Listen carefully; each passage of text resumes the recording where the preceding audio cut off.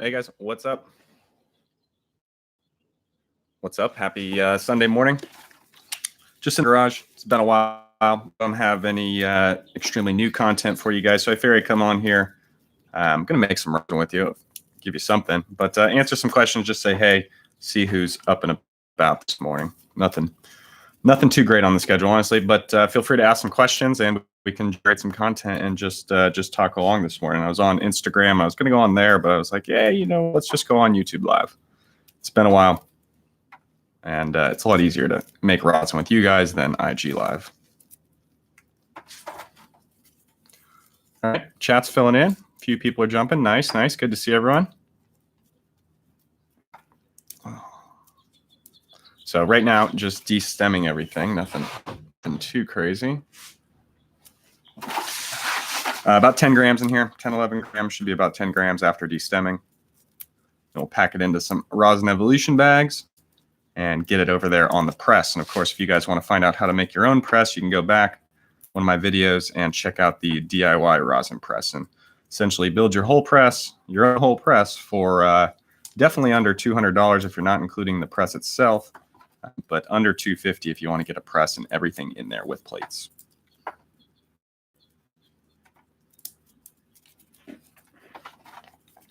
So yeah, we'll press 2 bags here. I got about 20 grams to squish out, and this stuff.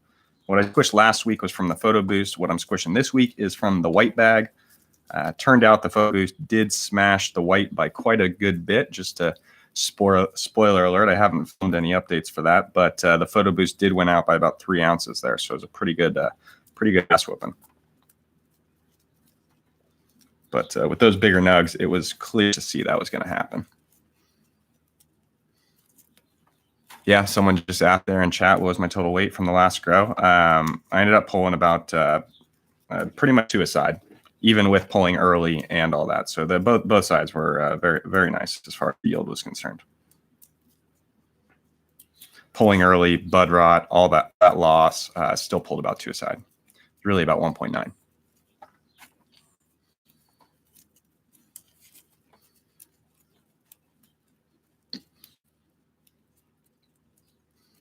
Yep, stems tear the bag. That's why we're doing it. They tear the bag. Also, you're going to extract things from the stem. You're going to get more. You're not going to get as much THC trying to extract a stem, no matter if it does have some on it or not. You just don't want to really be extracting or pressing that part of the plant material versus the flower. Because if we're going to be real, the ultimate thing to do would be to sift all of this, sift it, take all that beautiful sift, which I will. And then press that sift. That's going to be your cleanest extract. But I do love flour. I also am slightly lazy in the aspect of I don't want to sift it and then press it and do all that. So I do just fine getting 20%, 15, 20% returns on flour. You can definitely get more than that, but a nice, good full press, not trying to press it too hard, anything like that, 15, 20%. And call it a day.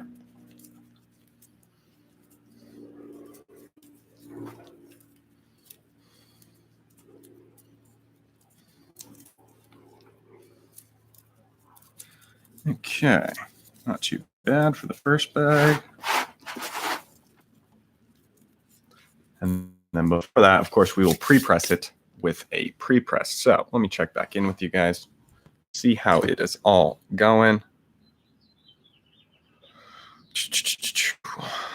99, beautiful. Probably break 100 here. Awesome. So a lot of guys are here. What's up? Happy Sunday. Hope you're all having a good day. This is how I woke up. This is how I slept. Apparently, went out last night. I took a couple 100 milligram edibles and just do not remember the end of the night. I wasn't drinking or anything crazy, but I just really don't remember falling asleep. And I woke up fully clothed on the couch.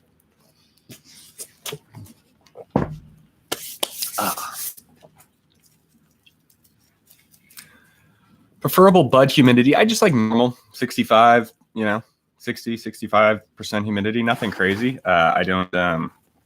I don't rehumidify my buds or anything. I also live in a climate that I could leave my buds out all the time, and it's roughly 60% ambient humidity. So I get away with some things. So I don't have to worry about my humidity too much. But if you're in a place where you have some really dry humidity or something, I would definitely say you might want to get those buds up to, at least above 50%.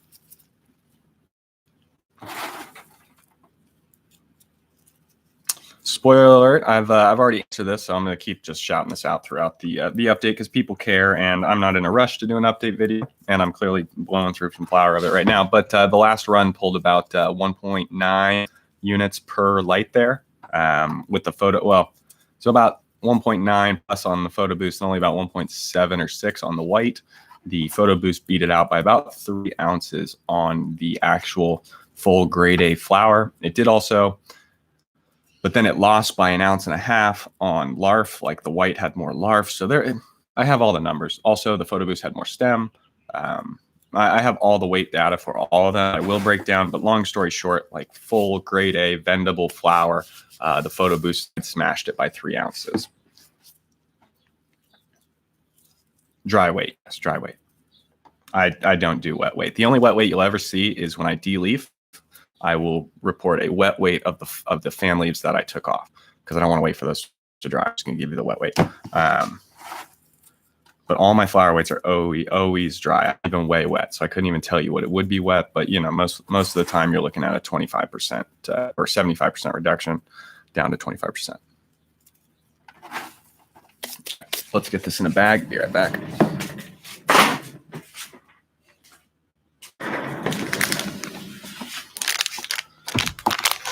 I use Rosin Evolution 90 micron bags, pretty standard, nothing special. I also don't believe that Rosin Evolution is anything better than some of the Amazon bags, this or that. You get a good nylon bag with a good stitch, you're going to be fine. A lot of people are like, what bag, what bag? I use the Rosin Evolution. They're in San Diego. They're local. I can get them fairly quick, no big deal. But if you're an Amazon shopper, this or that, like you're not gonna lose out.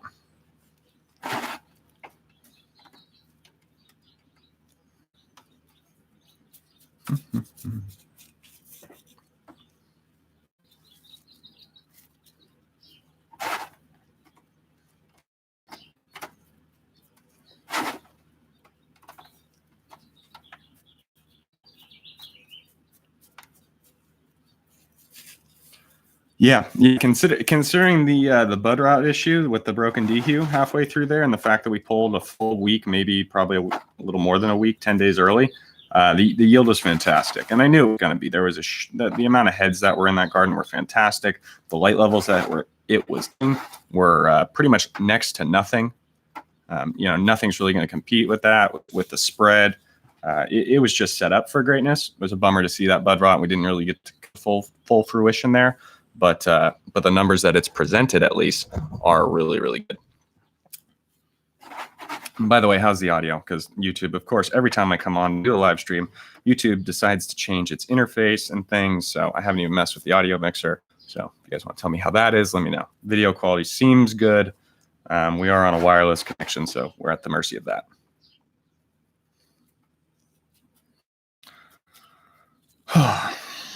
Audio is good. Nice. Good to hear. And yes, for those of you, I mean, obviously we're doing a longer format video here. We're going to hang out a little bit, talk, answer some questions, press some rosin, the whole deal. But yesterday's format was, well, it was a video that I made for Instagram. Obviously, it was 15 seconds long or something like that, 20 seconds long. So you could post it, maybe even on a story. But it's actually better in the wide format that I filmed it in. And since I didn't have anything, I just posted it up for you guys. So I do apologize for the little stupid 24-second video. I understand on YouTube that's lame. But for the guys that don't follow me on Instagram or don't want to get on Instagram or whatever the deal is, like, you guys get to see at least the content I'm producing. Because, yes, my YouTube is very informative. It's very informal with that. We just go in, we wing it. I hold the camera handheld. Obviously, I try to keep it steady and do best I can to keep production slightly up. But it's more on the fly. It's definitely not scripted anyway. That's like, you know, might take a couple takes. But in general, that's just off the top of my head, me rolling.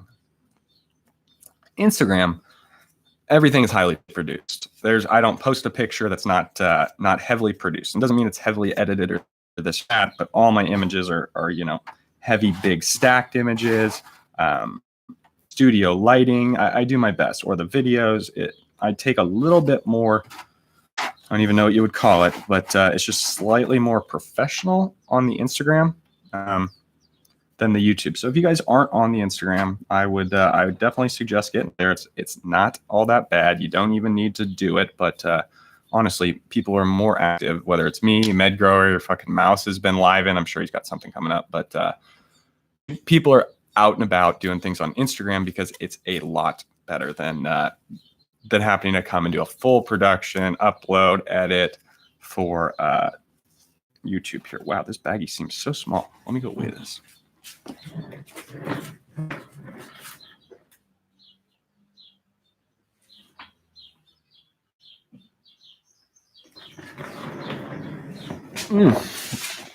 Guess so. Just really dense buds.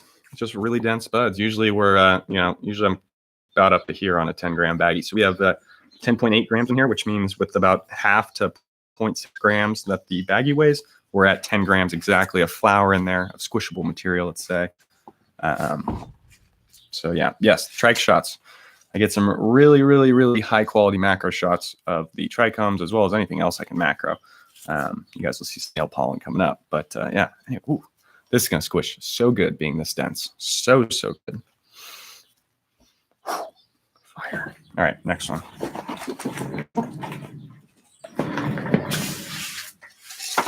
Ten more grams. Is 25 micron bag good for dry sift hash? Yes, 25 or 37 micron is perfect for dry sift or hash. 25, probably the go-to. I don't see any yield losses that I would be able to report. So yes, you want to do that so you're not having just pure heads unrosined come through the bag filter. Especially if you're sifting. Yep. And double bag your hash. Very, very good point there. Forgot to mention that. And if you're double bagging your hash, a lot of guys will use the outside bag as a bigger bag. So they might use a 25 micron inner bag, but they might use a 90 micron outer bag. And the reason for that is honestly the 90s are just cheaper. So if you're going to have to quote unquote waste 2 bags to do a thing of rosin, you might want to try to save on a bag. So that's why they're using the 90s. And also the main filtration's being done by the first bag. The second bag is just to give support so it doesn't blow out, not actually any really filtration of it. So if you want to use that. But yes, very, very good to double bag your sifts. Also, when you're pressing sift, you want, the DIY press that I show you guys is good for flour. It's great for cheap, but a wonky ass Harbor Freight press, this and that, doesn't do that great on sift, because any little imperfection in the level, all of a sudden you have just sift squirting out the sides of the bags, blowouts. So just take your time, make sure everything's level, press slower, all that good shit with sift. It is a different animal than flour. Dude, this stuff is so crazy. Like, I cannot pinpoint the smell on this watermelon Skittles. Every time I grab a handful of it, it's slightly different. Sometimes it's extremely fruity and like what I would call what you'd think for watermelon Skittles name. Other times it's just pure gas where I'm like, oh, that's where that like OG and the Skittles comes out. And then right now it's kind of up the middle. I don't know if you guys remember the strain called Fucking Incredible, or even Kryptonite had a little bit of that really sour tint to it. I don't know. It's really good. It's really good.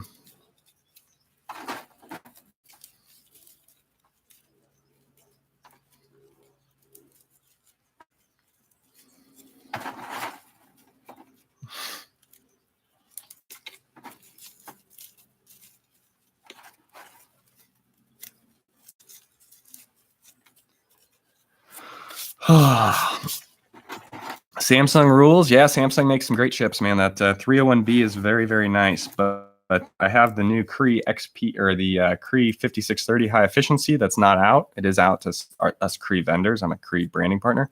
It is as good as the 301B and 301Hs. It's very nice to see Cree has finally come to the table, and it get better by the time it gets out. But I'll have strips being produced with that fairly soon, as well as more Photoboost strips will be available halfway through this next month of March here. The parts just arrived at the placement factory.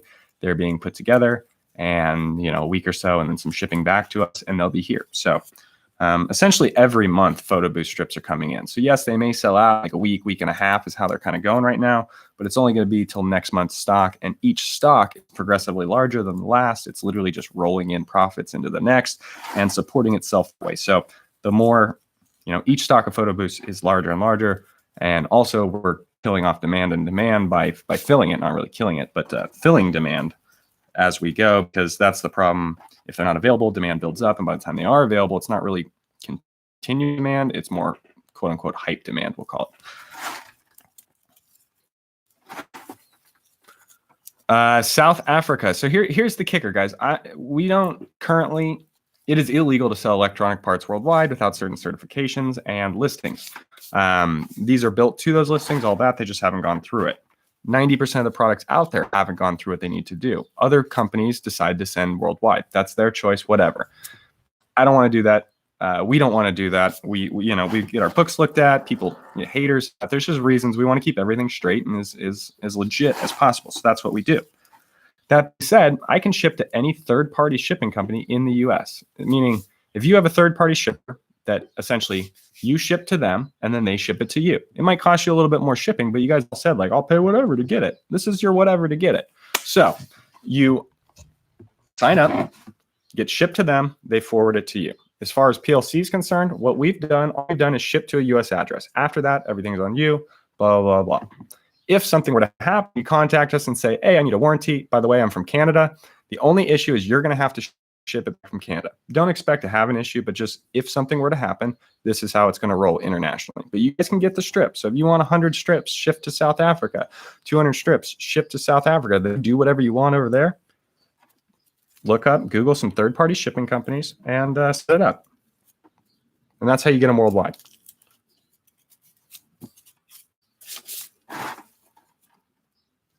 A lot of people, if you're from like the Caribbean or shit like that, there's a lot of them in Florida that ship down to like South America, the Caribbean, all that kind of area. But there's also some, in the northern and Washington and stuff that do Canadian style stuff. It's just a way to get around.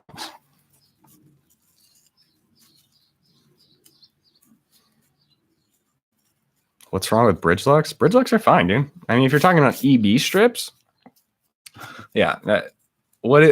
Before I go any farther, what is BridgeLux? Are we talking a Vero 29? Are we talking an EB strip? Are we talking a generic, a generic white phosphor chip that they sell to encapsulate by others? There's so many different levels. It's like saying LEDs are great or LEDs suck. Like, what LED? There's LEDs that put out 90 lumens per watt. There's LEDs that put 200 lumens per watt. There's LEDs that hit 3.0 micromoles per joule. There's LEDs that hit 1.5 micromoles per joule. They're all called LEDs, but are they all the same? No, not even fucking close. So same thing. Same thing with LEDs. BridgeLux are fantastic. BridgeLux are workhorses. They're not on the top of the list. They're at the second tier, and they're going to outlast probably everyone at the top of the list. BridgeLux has a great reputation. They're not the ones pushing the envelope of possibilities, but they're the ones pushing the envelope of value and performance for sure. Bro, where the fuck is my Jax Wook crystal? Because I know Ohm's Law hit me up. He's like, yo, I got something for you. Not sure if you're going to like it, but I made one for you and Grononymous. Grononymous, I'm pretty sure that's what you got. So I want my fucking crystal, bro. I'm sure it's in the mail. He's got my address and shit. He's sent it over. But yeah, that thing was dope. That was a super good idea. So Ohms, you're on here, bro.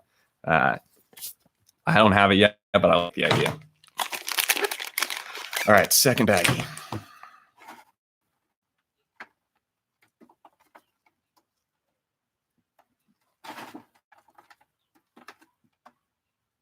Oh.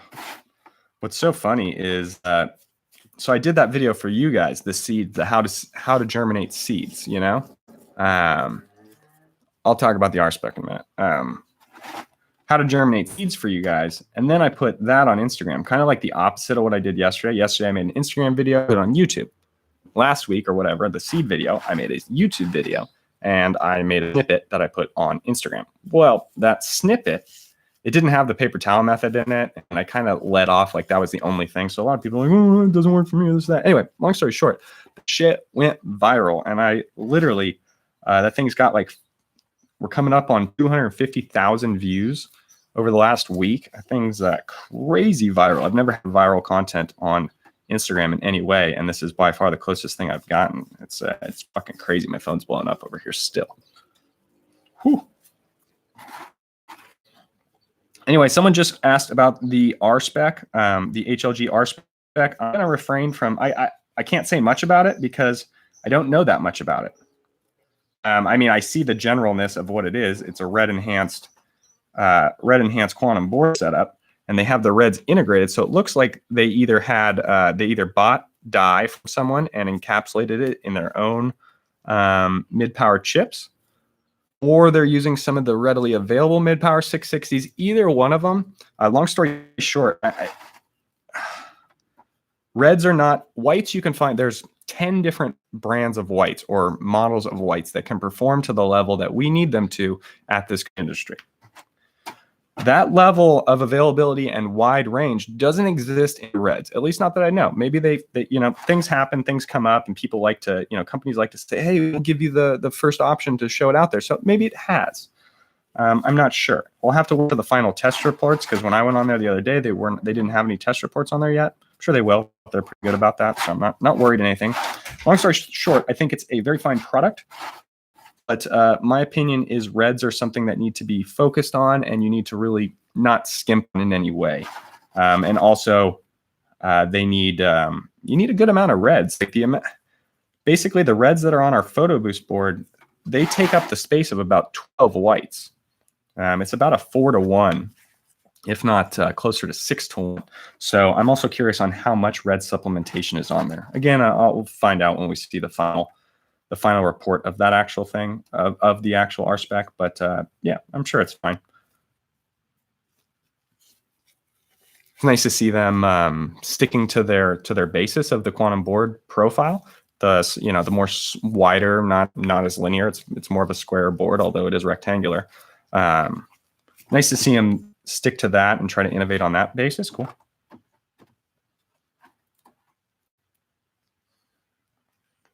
But I'm surprised. I don't know.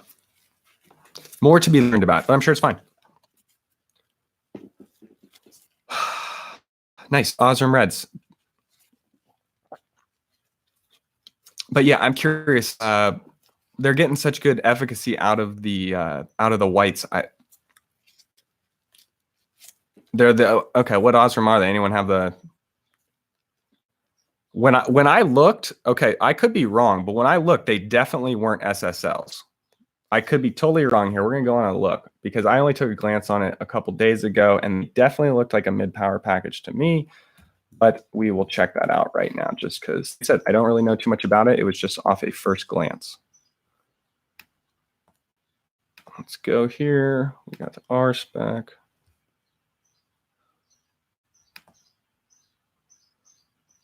If they're Ozform SSL 120s or any of those, then it's a great deal. Those are good chips. I must have been off on I saw a close-up picture, and they definitely didn't look like Ozforms. But again, I don't know too much about it, so I don't want to talk about it anymore. Let me get some info on it, and we can talk about it maybe next week or something. But again, like I said, I don't expect it to be anything off. Their what do you call it? Their Elite board has the SSLs on it, and that thing's producing some pretty good numbers, especially for the wattage. So you'll be fine. HLG makes some good products. They're available for you Canadians. So there you go. Yeah, see, I also don't watch the Grandmaster level show or any of that. So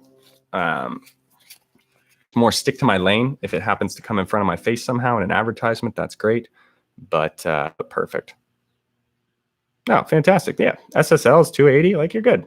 Like I expect nothing but a solid product. I want to see more information on it, but yeah, 2.6 with those chips, like, yeah, it all seems like it's perfectly lines up with what it should be.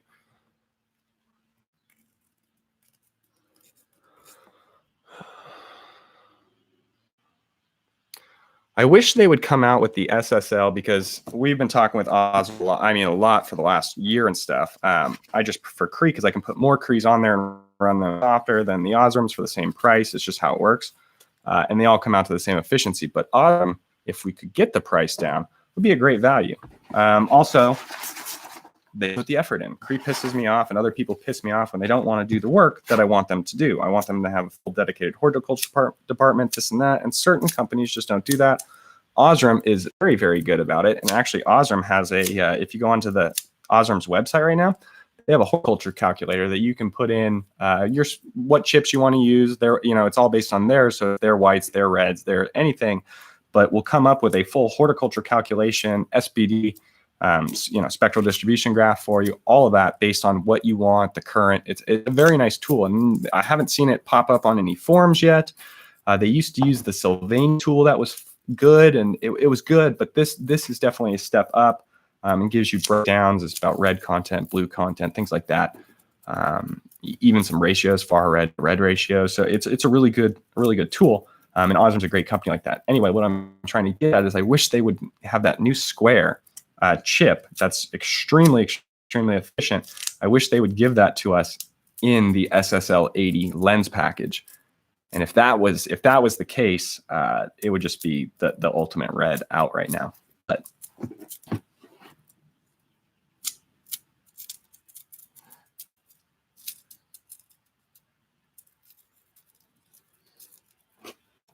oh, you hear those sticky fingers? Yeah, some scissor hash.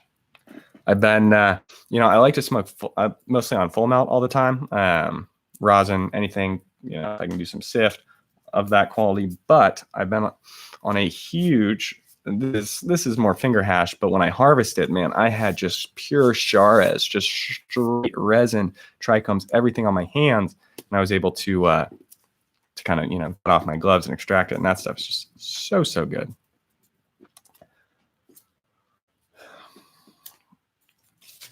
No, I vegged my last run with Photoboost. And where will LEDs be in five years? We're kind of hitting a little bit of a plateau. There's not too much more we can go up. We're getting to the mid 60% efficiency ranges. I can't see it honestly sustain on a system level getting much higher than 75% maybe. What I would like to see is driver technology improve. It's something that's not hasn't improved in a long time. I don't see it improving anytime soon, but it's something I'd like. I'd like to get lower wedge drivers up to closer to 95% efficiency. I'd like to get these higher wattage drivers above 95% efficiency. Those few percent are as good as LED technology improvements.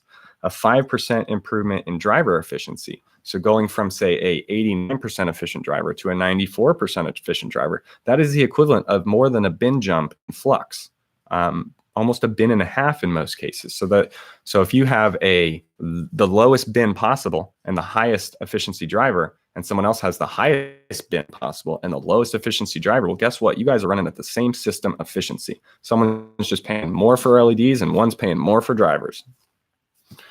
That's it. So anyway, I'd like to see drivers come up. I'd like to see optics come up. I'd like to see everything auxiliary come up. I'd like to see more off-the-shelf components. I think that's all going to happen. Like I said, I don't know where LED technology can go, what they can do. They can improve spectrum. Maybe we can get higher CRIs up in efficacy. That's something that could happen. But we're getting close to hitting a ceiling or at least a decent plateau that we're not going to overcome for too much longer. No, Philips does not have the best drivers. All the drivers are pretty much on par. No one does anything extremely better than the other. If someone quotes 96% efficiency and someone quoted 95, the guy who got 96% efficiency probably had 95.8% efficiency and rounded up. The guy who had 95 probably rounded down. Like that's how close these drivers are, whether it's Meanwell, Powerland, ERP, LSD, whatever fucking company, they're all using the same base components, all getting the same exterior extrusions. It's not that much. But what can they do, those component manufacturers do to eke out another 2 to 3% efficiency? If they could do that, that would be awesome. What they are doing is they're integrating wireless technology now. We have Zigbee and Bluetooth mesh are pretty standard across the board. We're waiting for Meanwell to come out with it. When Meanwell has their own version, shit hits the fan at that point, and everyone has wire technology. But Powerland has it, ERP has it. There's off-the-shelf modules. That's nice.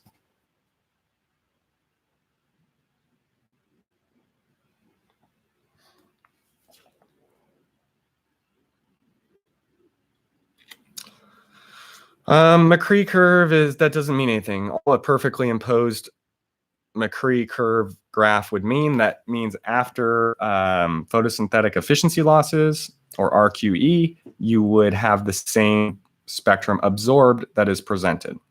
Doesn't mean it's more efficient, doesn't mean it's perfectly absorbed. It just means that what you present to it is going to be what's absorbed, versus if you present something that has slightly more blue than it needs, it's going to leave a little bit behind. But it doesn't mean 100% absorption by the McCree, so McCree's a little misleading there. You want something that's in those guidelines, and you want to tailor towards it, but matching it, bending over backwards to match it, you're going to hurt it more than hurt it. Nope, Photoboost is not 35K with 60.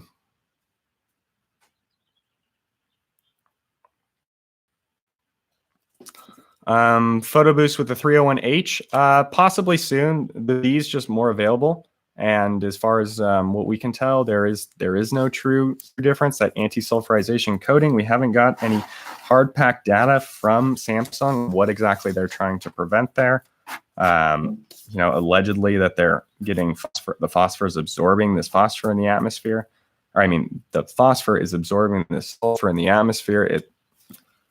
There's not as much support, but anyway, so we're still running the 1B, and like I said, we have the new Cree 5630HE that's out yet that will probably be shifting to, or at least producing the Samsung board and the Cree for a little bit until we go into one. But if the Cree performs how it should, we'll have some sphere tests to compare the two. As long as their production chips perform how this chip is performing so far, that'll probably be the new chip, because I can get the same performance, more readily available, a bigger LES, a few things to go with it.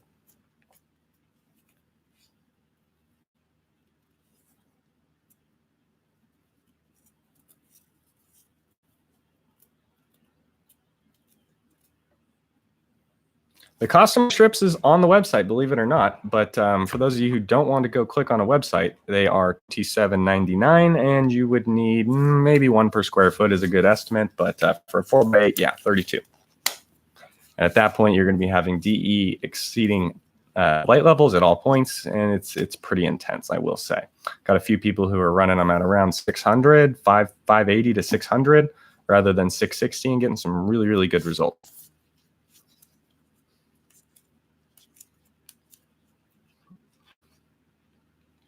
Who is about to get an exam? No one. Making some rosin, and we don't want rosiny fingers.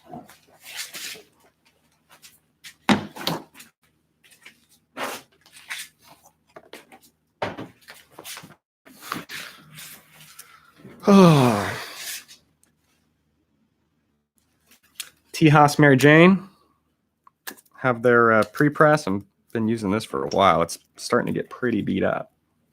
But great value for $40 compared to the 100 or whatever that the Rosin Evolution one is.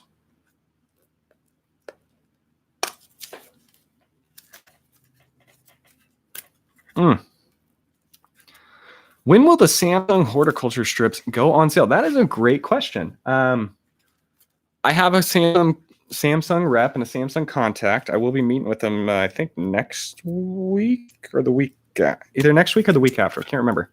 And I've been trying to get an answer for that for quite a while, because I'm curious what the fuck the price is going to be, their availability, if they're going to undersell me or something like that, you know, all that kind of good stuff. No one has come up with an answer. They're listed on DigiKey. They're listed on a couple other sites, but no one has stock, and no one had a lead time last I checked. But I would expect them very soon.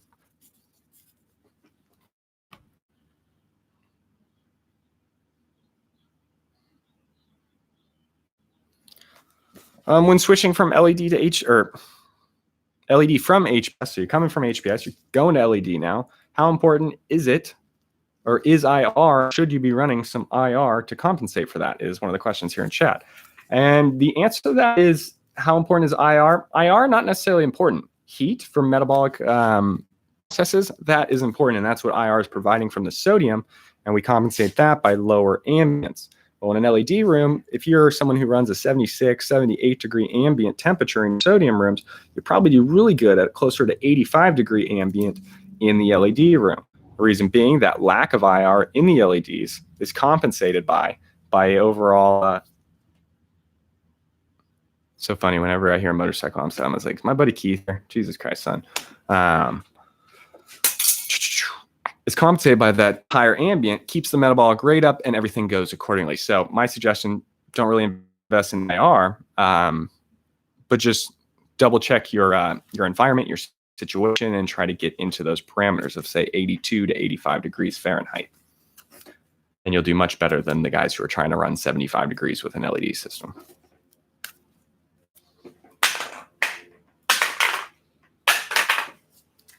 Fucking press is like stuck together.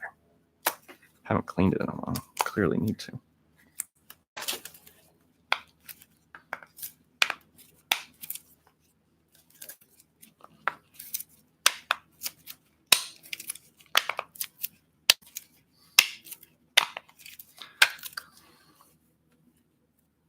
Ugh. A little bit of resin buildup.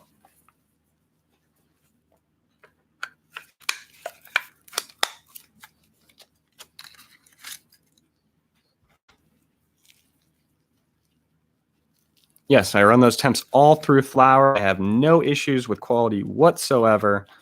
Trichome production is above and beyond point.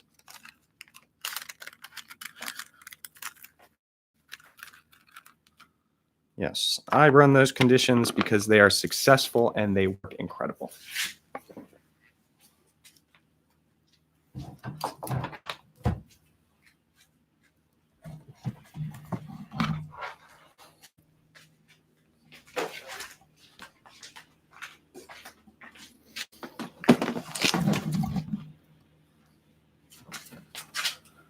All right, take our chunks off there. Beautiful.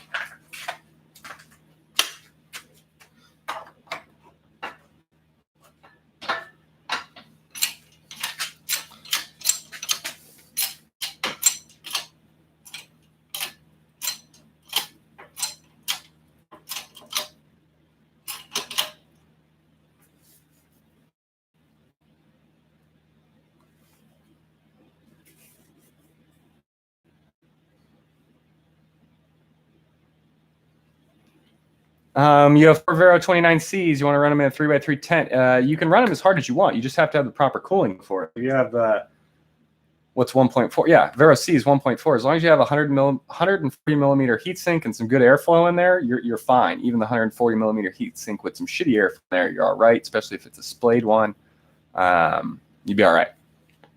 But have a little circulating fan in there, blowing some air around those heat sinks, you'd be just fine.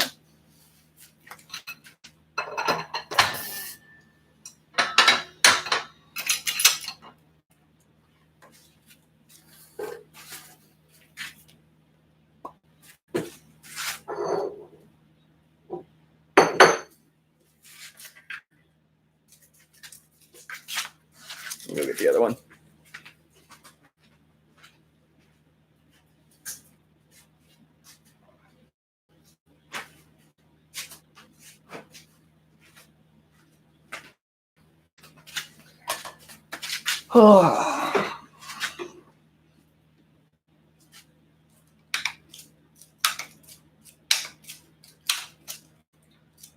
Remind me I gotta clean this press. Shit's getting...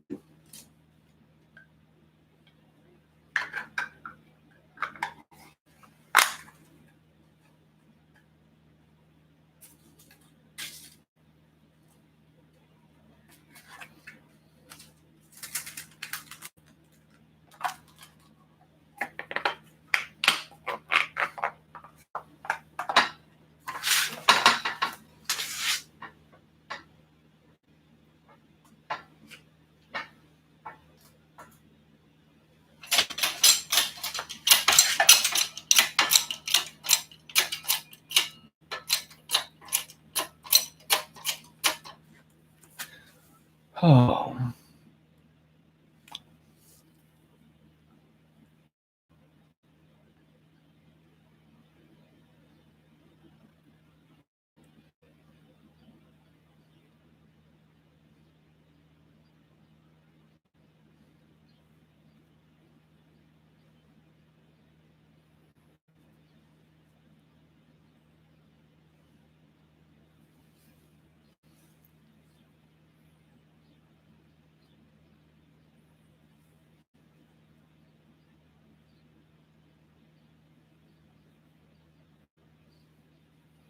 Yeah, for those of you guys complaining about like temperatures, dude, you haven't tried it. I don't hear your shit. Honestly, if you haven't grown at 85 degrees, I don't want to hear it from you. If you haven't grown at 75 degrees, I don't want to hear it from you. If you haven't pushed it to 90, I don't want to hear it from you. I'm glad whatever you do works from you, but like there's no perfect way.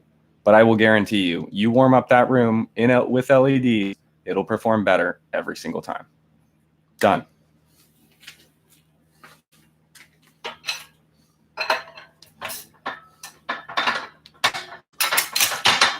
Now, if you're running an 85-degree room and you have DWC, does that mean run 85-degree DWC buckets? Fuck no. You still got to figure out how to run those at 69 degrees. Like, that's part of the deal. You don't just get to run your water at 85 degrees. So don't get that confused. Like, oh, 85 degrees means the thing in the world means 85 degrees. No, you're running 85 degrees. You still got to have everything else in parameter. You just want to have your leak temperatures and everything correct. And 85 does that.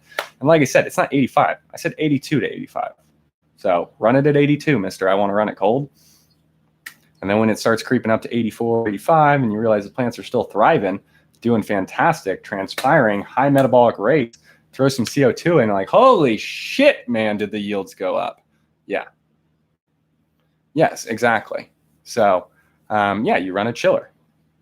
You know, people run 80-degree rooms, and even like people who are running 75-degree sodium rooms, let's be real. You walk into a greenhouse, you walk into a commercial facility, they're hitting 78 to 82 even with the sodiums.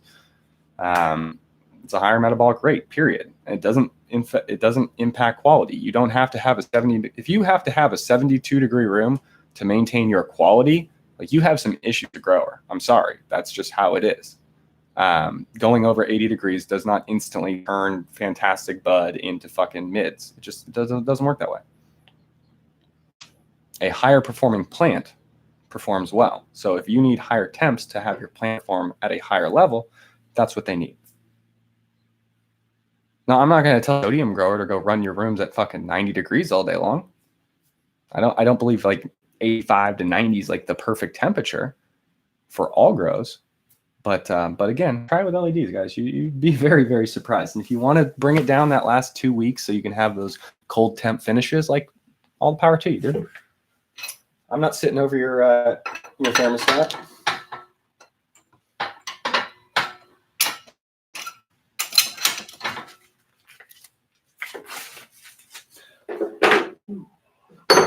Okay, beautiful.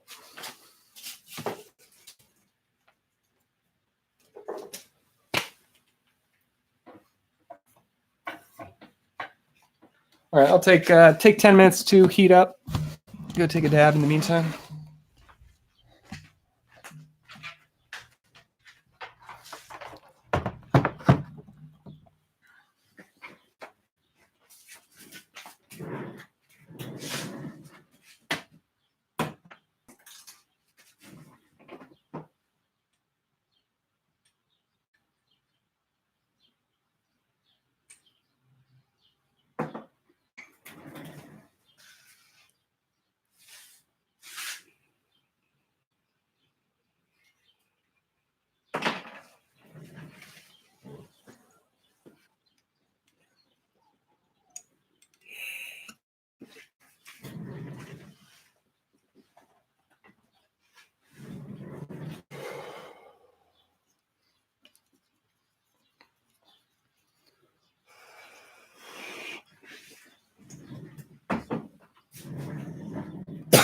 All right.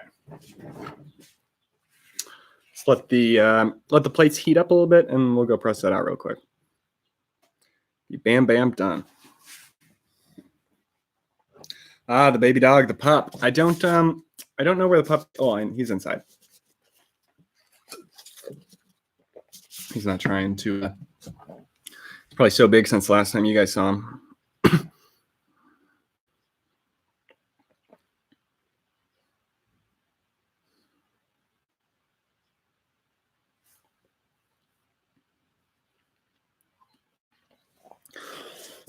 So funny you talk about temperature. To get back to that, I was just talking to a customer. He has some it's a veg setup. He's got PLC 6s, and he just bought 30 more. He's got PLC 6s, and he has some metal halides still because they just moved to this new legal facility. It's really big, and we're decking them out. But had some metal halides running. Well, over 420, his AC goes out. And I forget what and I think it's like 18 tons or something. I don't know. Anyway, AC goes out. Room hit 120 degrees for extended amount of time. I don't know how much. Basically, the whole day till he got back. He said all the plants under the metal halides were completely dead, 100% dead, fried, and on top of that, they actually still had somewhat moist medium, meaning they were literally just fried from the radiant heat or the light beam itself from the metal halides, plus their extreme high ambient temperatures. As with the plants under the PLC6s, they were burned. They weren't like fucking sitting there loving life. Like they were shitty, but they survived and was able to just basically continue to veg them out and then take some cuts and reset everything. But instead of losing a whole veg facility, they kind of limped through a little bit. And that's just the fact that the LEDs were able to still perform and basically not oversaturate and shut down their photosystems and the whole metabolism at those higher temperatures. And yes, 120, that's nothing we'll ever suggest. But just to see that in a room, he showed me some pictures. It was really just cool to see. And again, goes to that point of the lack of radiant heat or IR heat to stimulate the actual leaf tissue itself and get that up to temperature. It needs to be compensated by some form of ambient temperature rise, not ambient drug.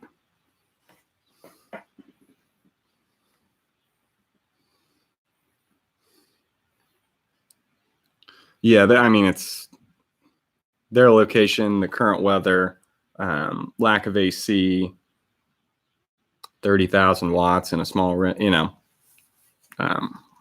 should happen.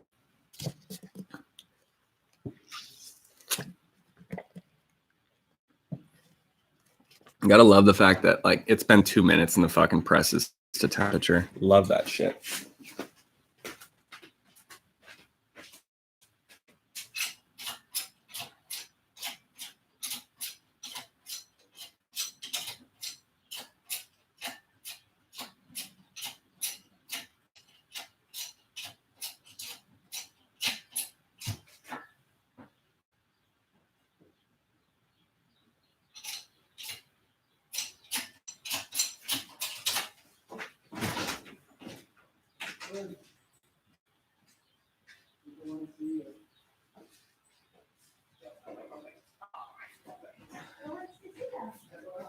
Everyone on YouTube Live.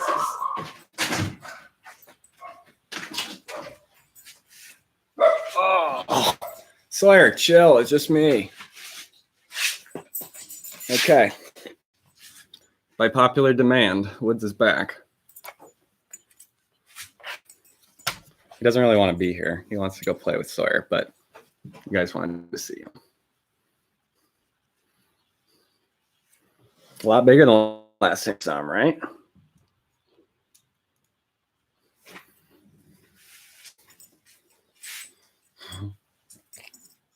You're a good boy. Yes. Is it a coincidence that I named my dog Woods and Tiger wins the Masters? I'm not saying we did it, but we did it.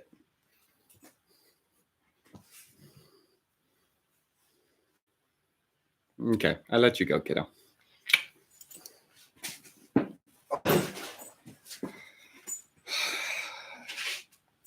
And we can't forget the queen. You guys all want to see Woods, but this is Sawyer. It's her birthday today. She's 7. She's my girl. I love Woods, but I love Sawyer. Okay, I'll let you go, baby girl. All right. So, yeah, the press is floating. It's a little hot right now. It overshot itself just a little bit, but she can stay out. She can stay out here with me if she wants. They both can. Just leave the door open.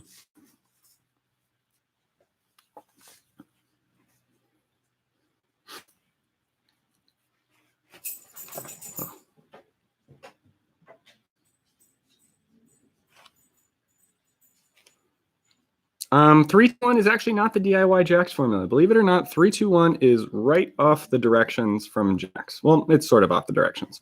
3-2 is the directions. The 1, the addition of magnesium sulfate, that's the only DIY thing. And now Jax is actually recommending it as well and giving you an option of, I think my press is off.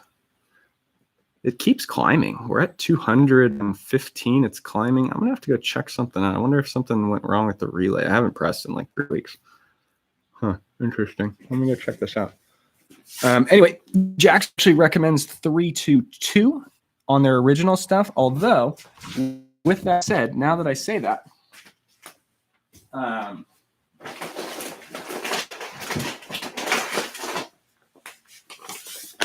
the new Jax stuff.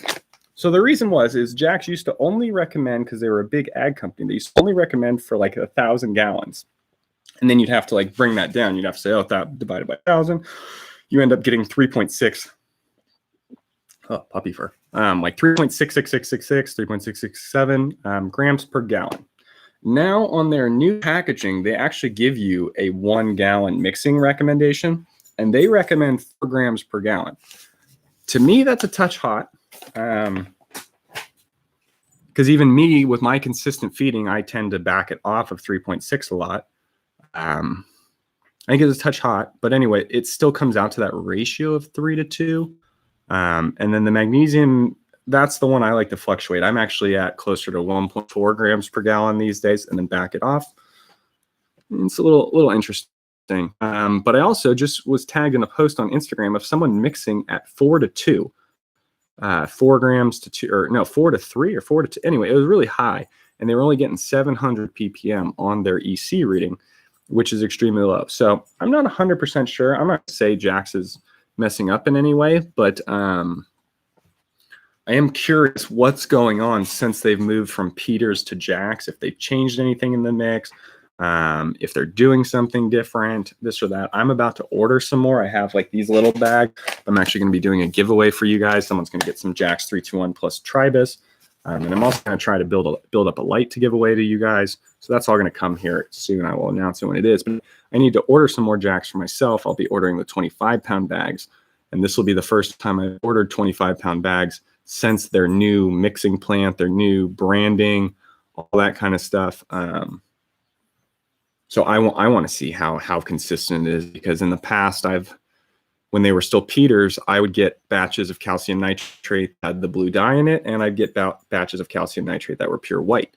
I don't particularly care. Like, I'm not that kind of guy who's like, oh, the blue dye is fucking poison. Like, it's fine. Doesn't do anything. But if I had the choice, I would go with the one that doesn't have dye. All that kind of stuff. So anyway, again, I'm not paid by Jax. I get kind of like, people allege that of me all the time. They've given me this. They gave me this, which I'm going to give away to you guys. So I'm not getting any use out of it. Is this a Jax shirt? No, it's just a gray shirt. I've gotten a T-shirt. I've gotten a cheap pair of sunglasses and some stickers. So that's as much on the payroll as I am for Jax.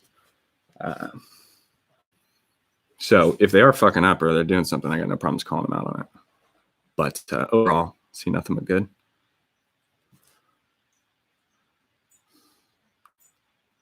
The gas from that Jedi. Yeah, I'm probably going to pop some Vader OG. I really want to see how pure of an OG cross that is, and I also don't want the beans to get too old. So I want to emulate Veg plus Bloom. That can actually be done DIY for slightly less.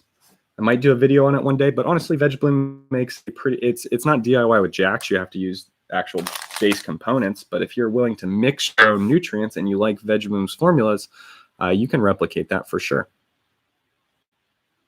Yeah, Oregon Kid's got some of the real original cuts. What was interesting is my plan was actually to use, if I ever was going to breed, I want something along those lines. I want as pure of an OG lineage as I can to work off of and possibly back to. I have different plans for breeding than a lot of people if I ever was going to do it, because if you're watching on Instagram at all, you see my... yeah, I guess we are not pressing rosin today because my press is tripping balls over there. I'll figure that out after this.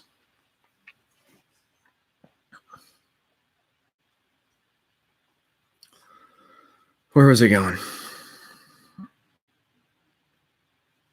Breeding wise, I don't have a need or a want or a goal.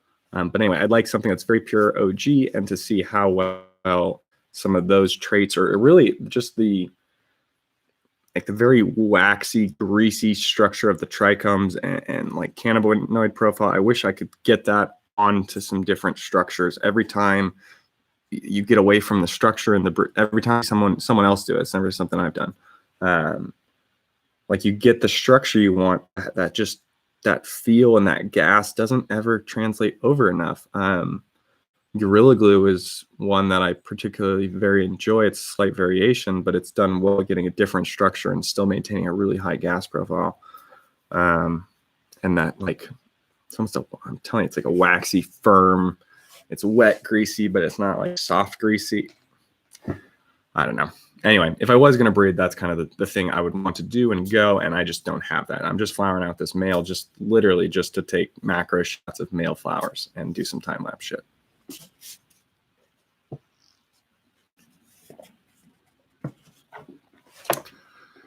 Straight up Cronny nose. I had this hazy OG cross that was a super silver haze and a SFB OG cross that back in the day, that's kind of what I'm chasing. I also had an LA Kush cut, Pure Kush, SFV. They've all had the profile. All the real OG, the original 3, plus some of the really high profile variations or quote unquote cuts that honestly I believe they're literally just cuts. They're not like a variation. They're just a cut that someone renamed.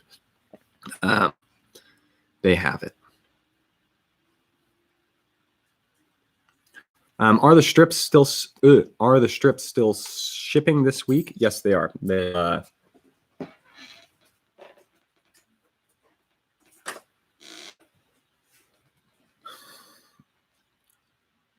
Photoboost strips, they are shipping this week. They're starting to ship tomorrow, getting packed up and shipped. Most of the orders will probably go out Tuesday, Wednesday, with just a few of the large orders. So if you ordered, you know who you are if you're getting the large order. Those will go out right away on Monday, and then Tuesday, Wednesday. So yeah, you guys will all get them. I don't like doing that, but you guys you just want to buy them. You just want to get in line and buy them. So I just put them up the week or two early there. So I hate doing this. I'd rather just have them go up and be able to go out, but is what it is. Might be the same situation for the next batch. We'll see.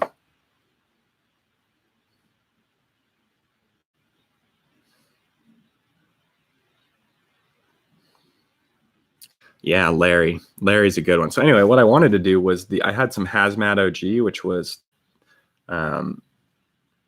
Archives Face-Off OG crossed with the Larry, Hazmat is crossed with the Chem 91, and then I also had some Larry Face, which is that same male Face-Off OG crossed with a Larry. Both of those I want to potentially take a male out and start a breeding project. I didn't do it with the Larry, and then with the Hazmat, I actually didn't get any to pop. I had 0 germination.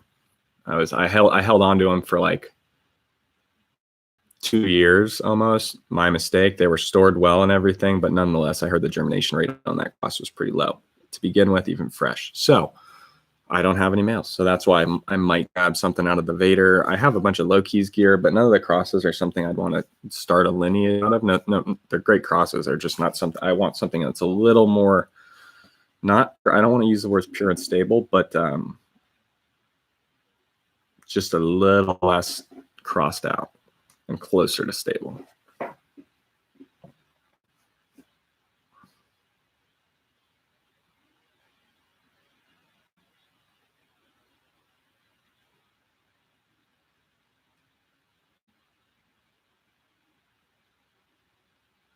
I have some gibberellic acid too. I was going to give those a try, but I don't have any more Hazmat seeds to do it on.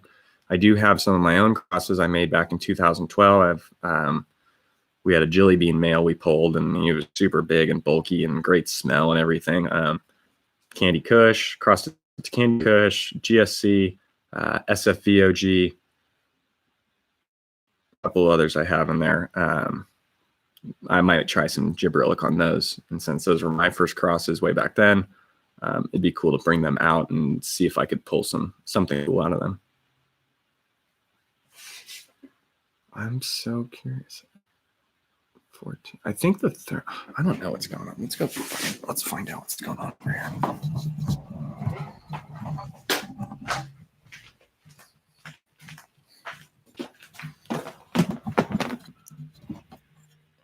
Okay.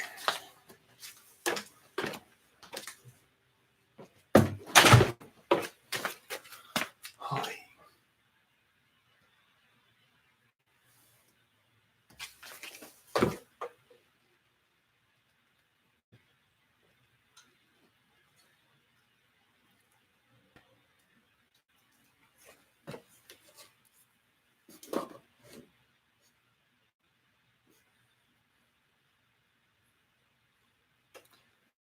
I honestly don't know.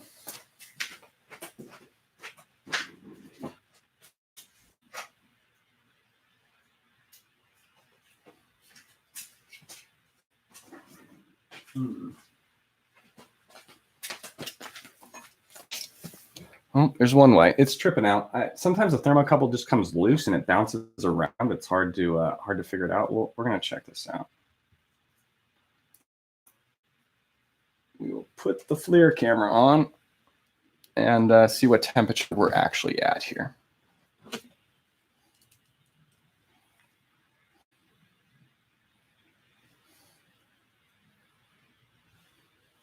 Based on how it actually feels, 176 is pretty right.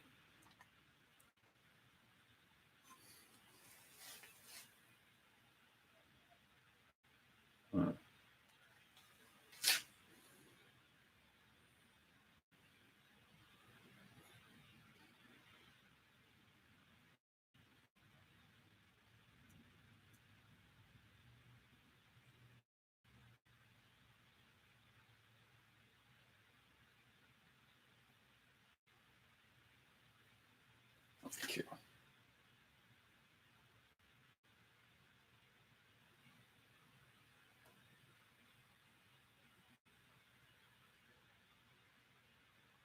All right, should be good now. Fuck it.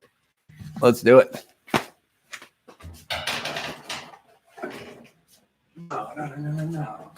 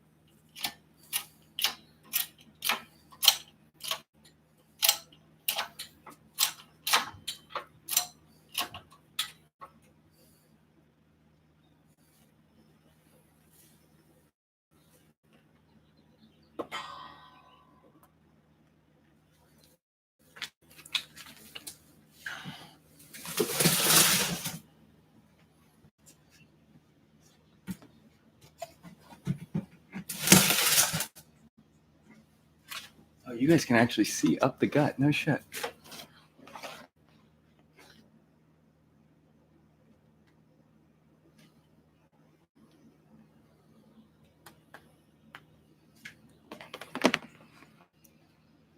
That's actually not a bad view. Oh.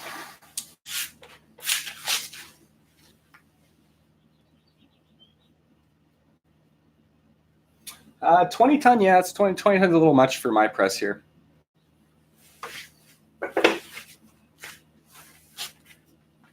on a 10-ton would be an accurate 10-ton would be more than enough for me.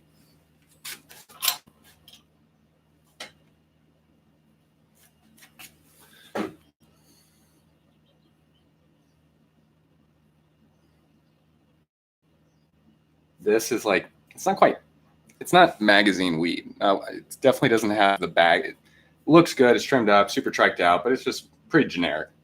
Smells great, but man, does it make like the best rosin. It's got great returns, beautiful color and look.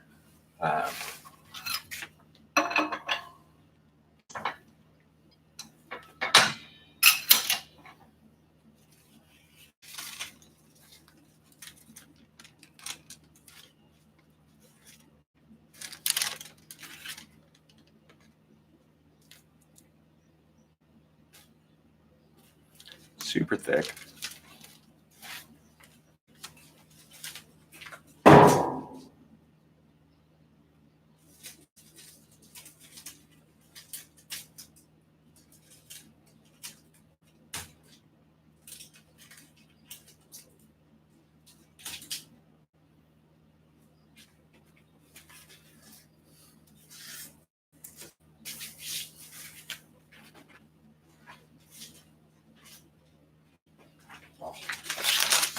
Couple of those corners were not packed too great. So we're going to get a lot of return on the second one when I double fold it and second press it. This one, probably same situation. Those top corners do not look too filled.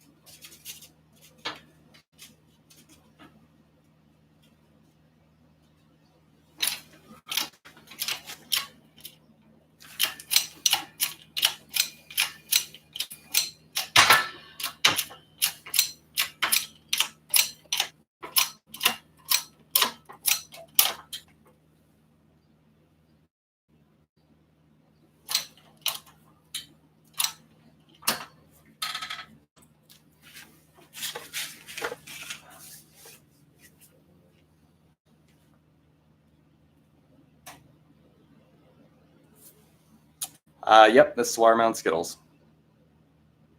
Fold and press again. Yep, way ahead of you. Always do.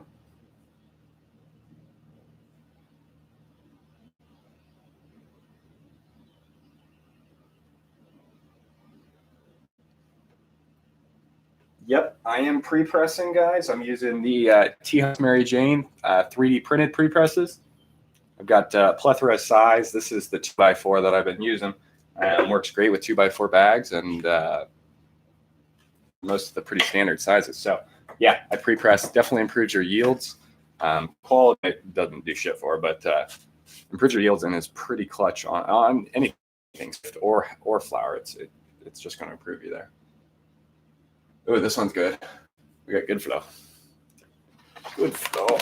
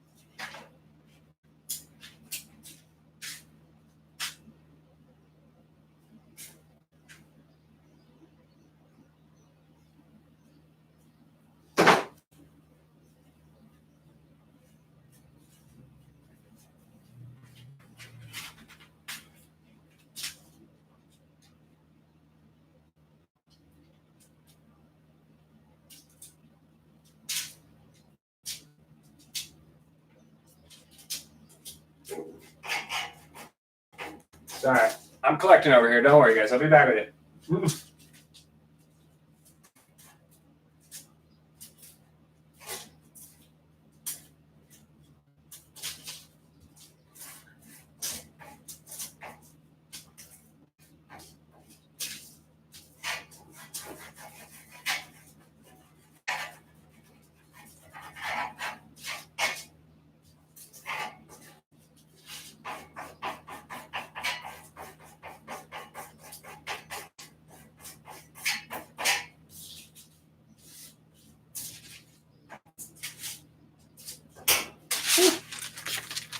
All right, let's double press. Okay, and crank.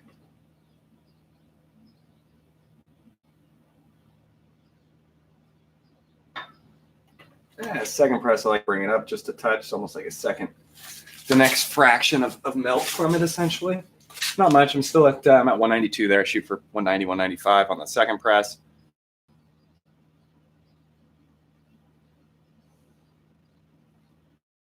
$200 up in here? Really? You get 200 people? Jesus Christ, guys. Appreciate that. That's dope. I know there's a few consistent guys in chat, but 200 people in here. What's up?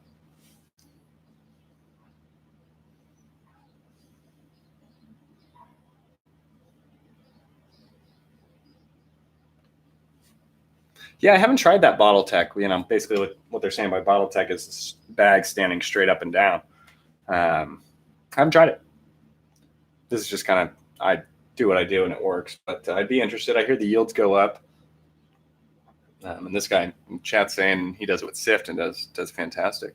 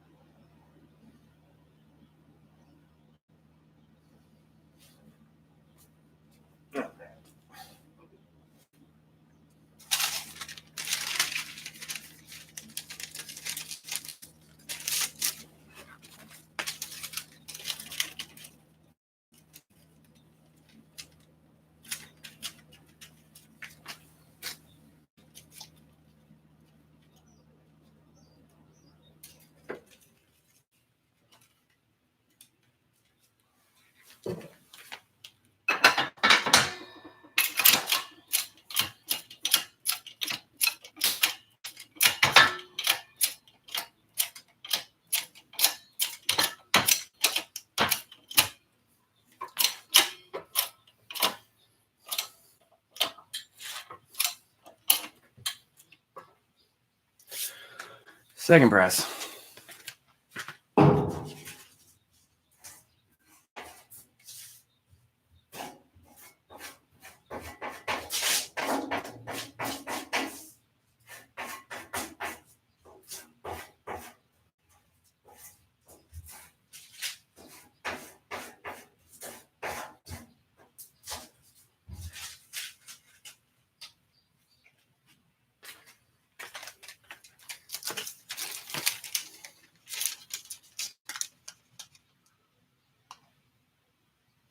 We never set the timer. Oh, well. Oh, beautiful fat glob. Let's go see how much this weighs.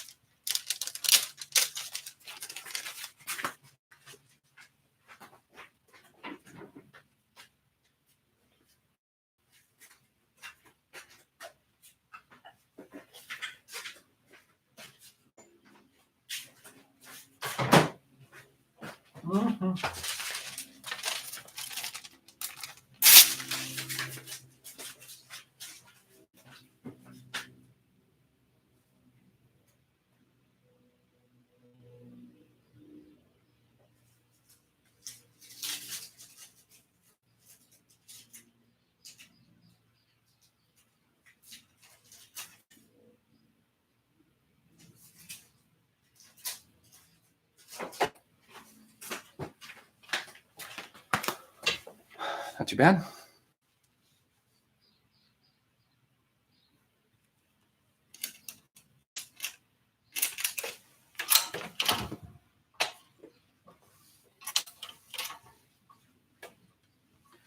This is just sitting there. Ah, there we go.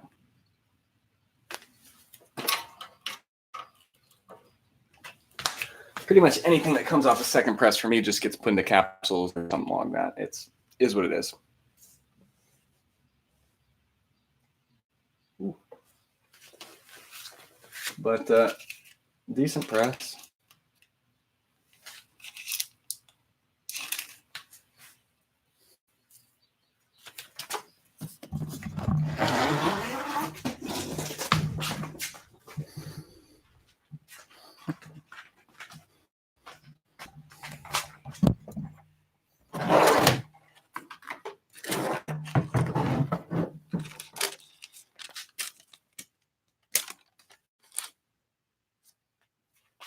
About 3 grams.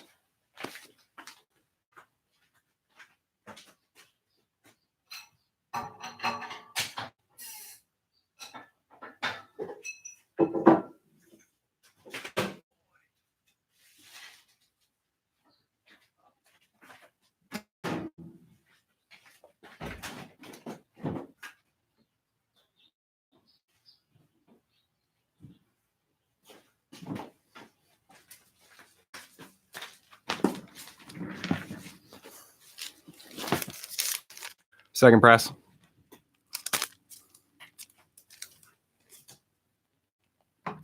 But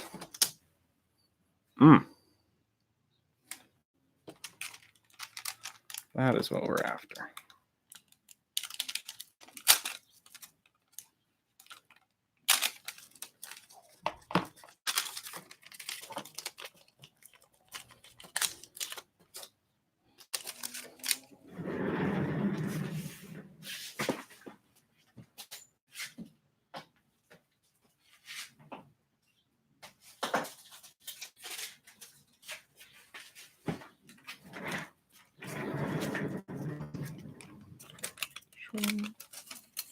Little 3 gram puck.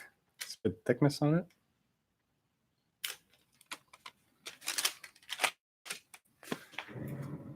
Perfect.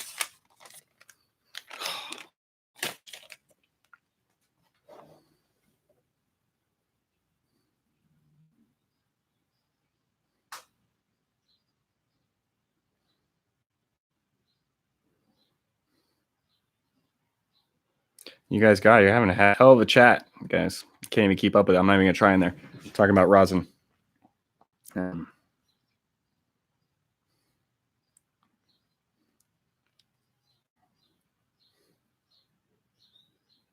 People are using actually liquid nitrogen. That's how, what do they want? It was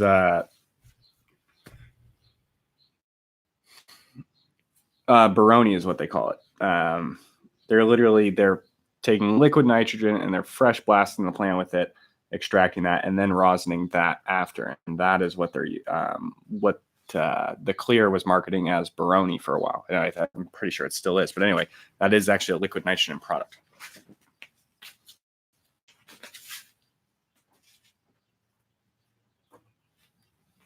So it's done. The people are doing it. It's not a lot of people doing it, but it is out there. Yeah, frozen. Exactly, frozen. Sorry, I forgot about that.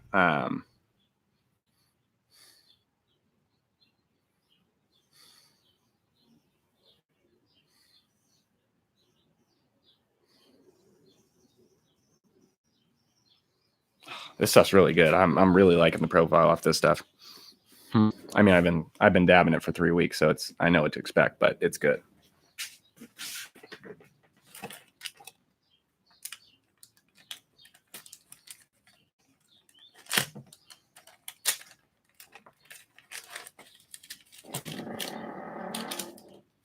It's interesting though because I jar teched the last batch. I didn't leave too much of it unadulterated.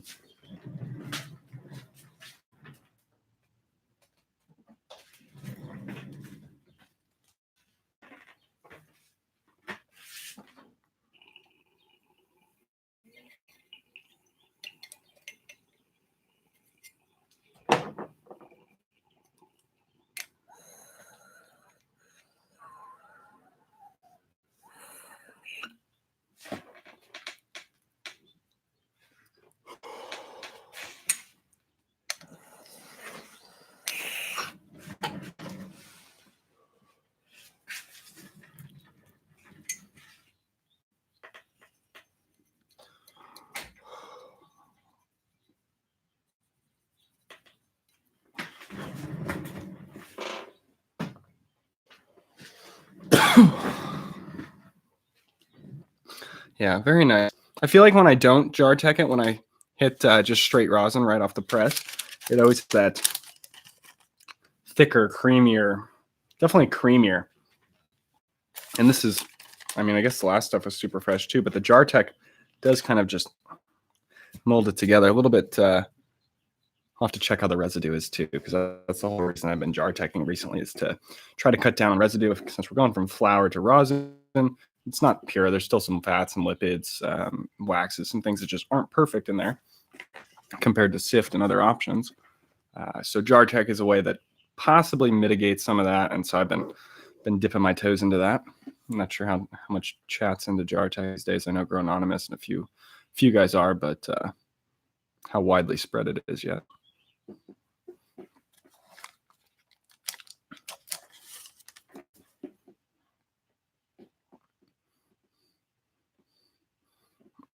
Mouse came on that stream that one time and was like, let's do a collab. Fucking, he must have taken the first rip of the day and was just fucking amped, because he never contacted me or anything after that. Yeah, I'll just leave it at that. So yeah, more than happy to, if anything ever came from that. But it was, I don't think he was as serious as he made it seem on that stream about it.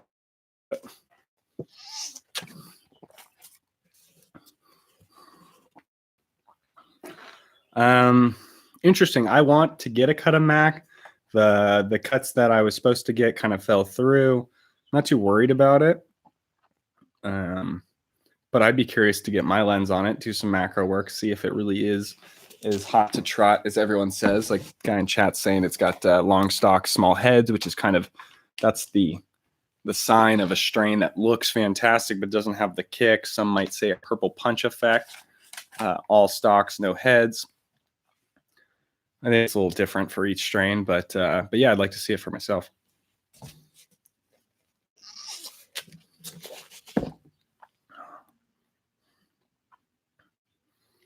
For seedlings, I mix 3-2-1. So yeah, I mix full strength sometimes, but I'll mix 3-2 exactly. So like 800 ppm or 900 ppm instead of like 1050 or 11. It's just a little bit, and it all depends. Like right now, I'm using some charged cocoa, so I'm trying not to go as hard on my seedlings because I know their calcium and magnesium levels are slightly up from what I'm used to. If I have uncharged cocoa, like I'm going on full work because I need to fill some voids in that cation exchange before the plants get their point. So somewhere between full strength and 3-2-1 usually.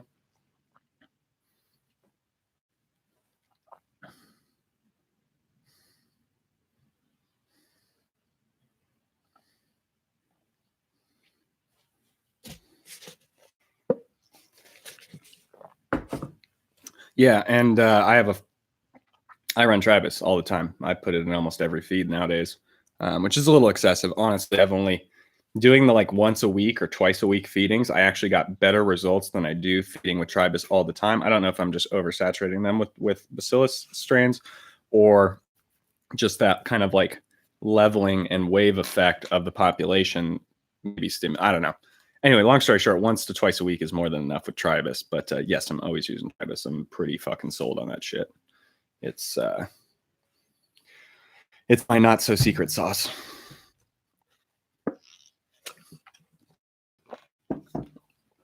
But I still throw recharge in like once a feeding, or not once a feeding, but like maybe once a month in veg, like when they're in veg, because I just like that. I don't have any. I have some mycorrhiza. I like that recharge is kind of a plethora effect. It's got some things, so I still do like a dose of recharge in veg, usually once or twice. No, don't live an eye on it, but to give that, I also have some pure trichoderma that I have from Skunk Labs a while ago. That in veg I always add just a touch more. You know, play with your microbes. None of them are going to steer you wrong. I can tell you that. I've yet to find anything, even mammoth. Some people reported some issues with mammoth P and some burning and whatever. I never had that issue. Mammoth P, I had nothing but fucking fantastic, healthy plants. They were great. I never saw the yield increases or whatever, but I definitely never saw any negative effects. Grew some super healthy gardens on that stuff. So I think anytime you can mix some kind of microactivity in with anything, whether you're you're running organics in a micro-based situation to begin with, or you're on a fully salt-based or quote-unquote synthetic derived line, they're all going to benefit. It's just a matter of one to be able to sustain and go longer in between doses versus a pure hydro. You're going to just have a higher flux of population.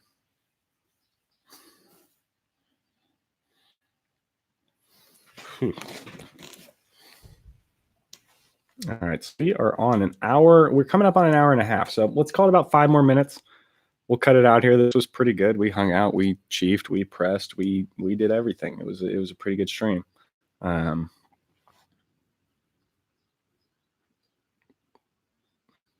So yeah, give it about 4 or 5 more minutes. We'll end this thing. But thank you guys for being here with me, hanging out middle of the day. Might be a little later on the back end. I'm gonna go walk the dogs, and thank you for all the kind wishes for Woods and Soy. They appreciate it. Yeah, look at that terp layer, that little sheen that's just coming on the top. Can you get it? Can you get it? Ah, that gloss. There it is. There's that gloss.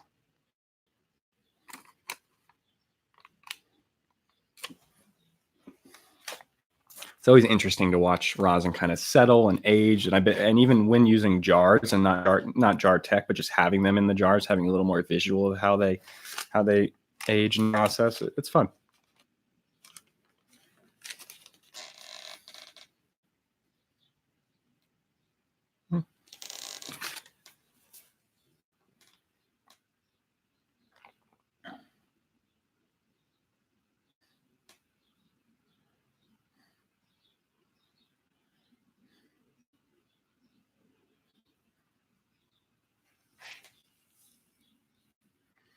No, those were 90 micron bags. It was flour in there, so they're 90 micron bags right here. What do I have? 2 by 4.5. They make a 1 point for my plates. I recommend for you guys on my build to get the 3-inch plates. My plates are actually only 2.5 inches, and it's honestly it's not wide enough. That's why I recommend the wider plates. But it works. I just have to be very precise at where I put them in the plate.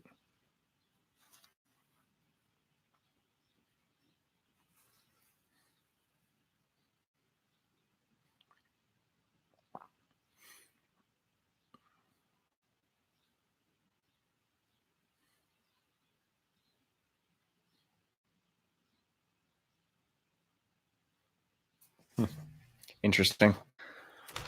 Was there reading about your RSO experience? Yeah, it's different. It's different. I've never actually made RSO. I've only seen it and tasted it. If you're using it as medicine, it's a little different. If you're looking to dab full melt product, rosin's always going to be your way to go than that. If you're looking for a solventless version, and you're not the purist at purifying heads otherwise. Yeah, thanks guys. Appreciate it. Picture quality looks good. Audio seemed good. Had no drop frames on my end here, so I think we're good. Have it figured out. Try to stream with you guys a little bit more. Have the garden up and going. You guys, well, I didn't even bring you in there today, but I have a male going in there right now. Go on Instagram. He's an outside male, but I brought him in so I could photograph him without wind. I've got some seedlings from Loki. I've got some seedlings from Mr. Tight over there that are getting cloned. I've got Gorilla Glue number 4.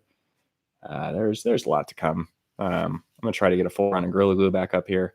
And if not, maybe some cuts of the Geranimals again. It's coming. All of a sudden, it'll be like, bam, we're here. I'll have clones transplanted in there, and we'll be going. So.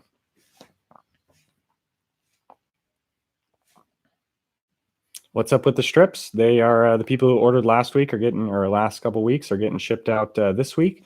And we have more Photoboost strips scheduled for the middle of next month, somewhere between the 15th and 20th of next month. And when I have a final hard set date on that, I'll be able to put them online just a touch early. So look for between the 10th and the 20th them to go online.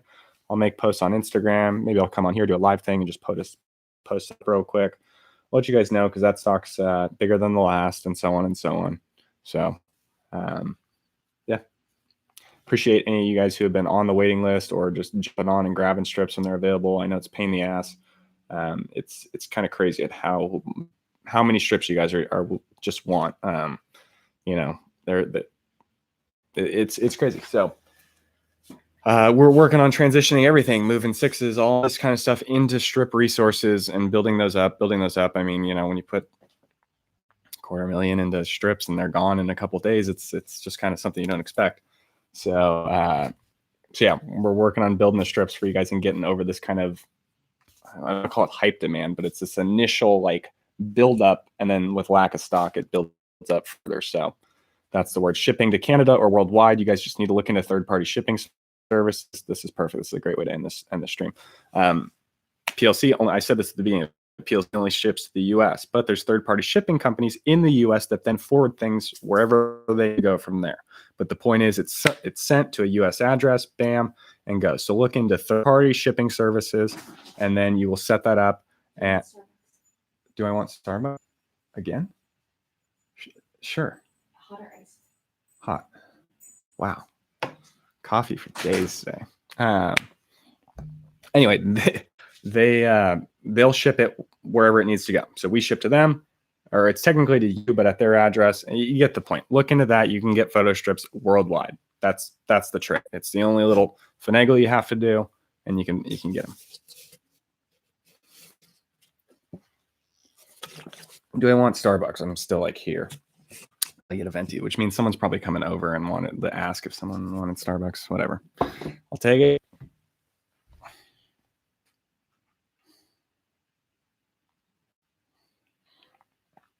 Time to melt into the recliner. I feel you. Actually, we're probably gonna walk the dogs. The sun just came out about now, pretty much when I started the stream. Couple things, and then get ready for this week. So all you guys, will be shipping out your Photoboost strips as fast as possible. That's all I'm doing this week. 100% priority. So that's going out, as well as grinding people's gears about the next batch and trying to push that as soon as possible. I'm doing it. Never too much coffee. Yeah, you guys. I need some Rotos too. I just got super lit with you guys. I'm definitely stoned. No doubt about that. Heavily medicated.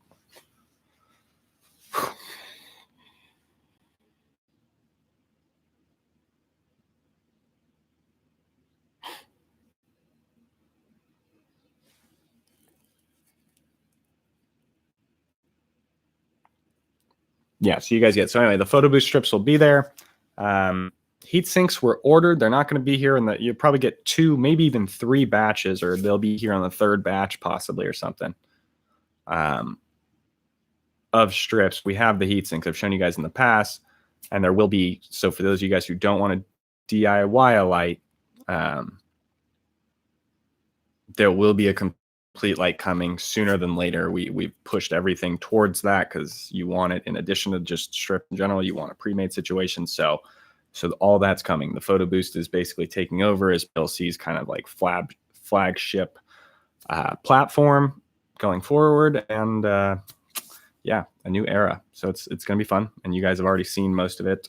For those of you guys who already have strips and have seen the grows and things, and it's been in production or prototyping in production for quite a while now. So excited.